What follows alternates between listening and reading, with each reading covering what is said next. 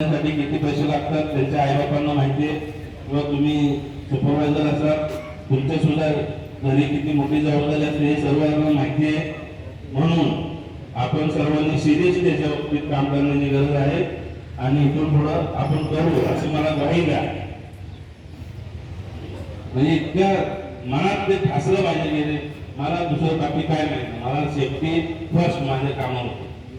म्हणजे even inside room आपल्या फ्लॅटमध्ये जरी काम करत असला माणूस त्याच्यावर जरी करत असला गोडीवर उभं राहून तरी त्याचा तो सुरक्षित असला पाहिजे. आपण म्हणून की बाहेरच फक्त सुरक्षित तसं नाही. एक गोडी स्लिप होऊन सुद्धा माणूस सुद्धा पडून सुद्धा इंज्युअर्ड होऊ शकतो. तरी आपल्याला गायडर सटकून तो इंज्युअर्ड होऊ शकतो. म्हणून आपल्या इनसाइड असू द्या डक मधला असू द्या कुठेही प्रत्येक ठिकाणी सुरक्षित असणं गरजेचं आहे. फक्त बाहेरून नेट लावायचं आणि सेफ्टी बेल्ट वापरायचं इथपर्यंत सुरक्षितता नाही. लोक काम करत असताना ते त्यांचं प्रॉपर त्यांनी आळ घेतलेला आहे का नाही इथपर्यंत आपण पाहिण्याची गरज आहे.